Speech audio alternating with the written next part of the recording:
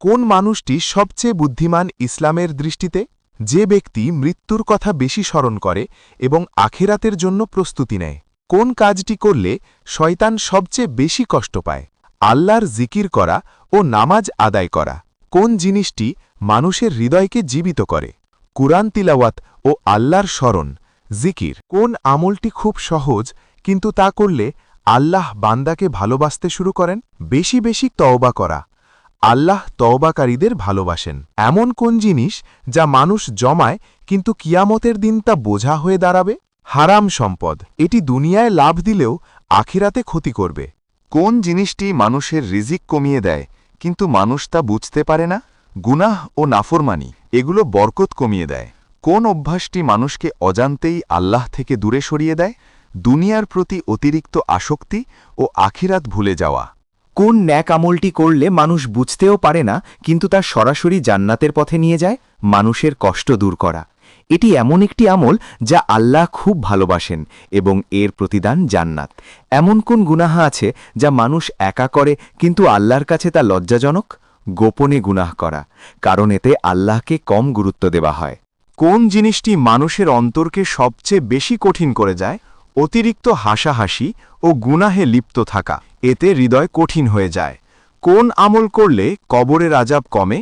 নিয়মিত কোরআন তেলাওয়াত, বিশেষ করে সূরা মুলক পড়া কবরের আযাব থেকে রক্ষা করে। কোন সময় দোয়া করলে বেশি কবুল হয় কিন্তু মানুষ অবহেলা করে? রাতের শেষ তৃতীয়াংশ, তাহাজ্জুদের সময়।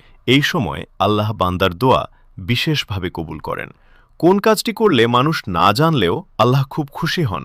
গোপনে দান করা, জাতকা। এটি আল্লাহ কাছে সবচেয়ে প্রিয় আমলগুলোর একটি। কোন আমল করলে জান্নাতে একটি গাছ রোপণ হয়? সুবহানাল্লাহ, আলহামদুলিল্লাহ, আল্লাহু আকবার প্রতিবার বললে জান্নাতে একটি করে গাছ লাগানো হয়। এমন কোনো গুনাহ যা মানুষ ছোট মনে করে কিন্তু আল্লাহর কাছে বড়? ছোট ছোট গুনাহকে হালকা মনে করা, এটাই বড় গুনাহ হয়ে যায়। কোন আমলটি খুব ছোট কিন্তু কিয়ামতের দিন পাল্লা ভারী করে দেবে? সুবহানাল্লাহি ওয়া বিহামদিহি সুবহানাল্লাহিল আযীম।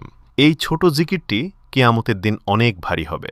এমন একটি দোয়া কোনটি যা পড়লে আল্লাহ সব চিন্তা দূর করে দেন? হাসবিয়াল্লাহু লা ইলাহা ইল্লাহু।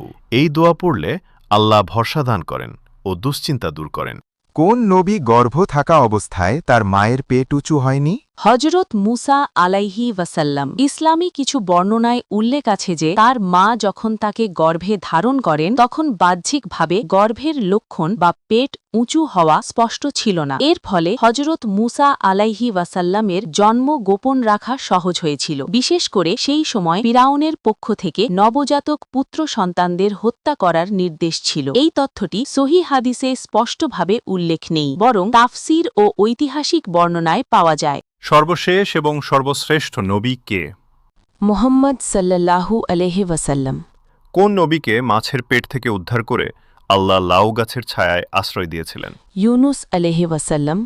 মুসা আলাইহিসসালামের আপন ভাই ও সহযোগী নবী কে ছিলেন? হারুন আলাইহি ওয়াসাল্লাম। কোন নবীর আমলে নারীরা ফল কাটতে গিয়ে নিজেদের হাত কেটে ফেলেছিল? ইউসুফ আলাইহি ওয়াসাল্লাম। আবুল বাশার বা মানবজাতির পিতা কাকে বলা হয়? আদম আলাইহি ওয়াসাল্লাম। জালুত নামক বিশাল শক্তিশালী বাদশাকে কে হত্যা করে কেড়েছিলেন? দাউদ আলাইহি ওয়াসাল্লাম। পৃথিবীর ইতিহাসে প্রথম হত্যাকাণ্ড ঘটিয়েছিল কে? কাবিল। খলিলুল্লাহ উপাধিকার। ইব্রাহিম আলাইহি ওয়াসাল্লাম।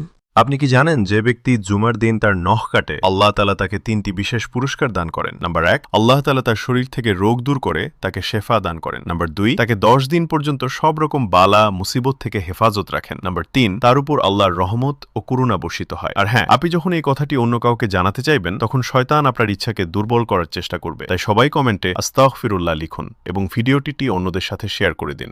যে ব্যক্তি জুমার দিনে অন্তত একবার এই দোয়াটি পড়বে আল্লাহ তার সকল গুনাহ মাফ করে দিবেন। এমনকি তার গুনাহ যদি আকাশের সমান বা সমুদ্রের পানির বিন্দুর সমানও হয় তবু আল্লাহ তাকে ক্ষমা করে দিবেন। তার অবস্থা হবে এমন যেন তার মায়ের গর্ভ থেকে আজই ভূমিষ্ঠ হয়েছে। আপনার মাধ্যমে যদি কেউ এই দোয়াটি শিখে আর আমল করে আর তার জীবনের সব গুনাহ মাফ হয়ে যায় তবে এর সওয়াব আপনিও পাবেন। দোয়াটি হলো আস্তাগফিরুল্লাহাল আযীম আল্লাযী লা ইলাহা ইল্লা হুয়াল হাইয়ুল কাইয়্যুম ওয়া আতুবু ইলাইহি। অর্থ, আমি মহান আল্লাহর কাছে ক্ষমা প্রার্থনা করছি যিনি ছাড়া কোনো ইলাহ নেই, তিনি চিরঞ্জীব, সর্বকিছু ধারণ ধারণকারী এবং আমি তার দিকেই তওবা করছি।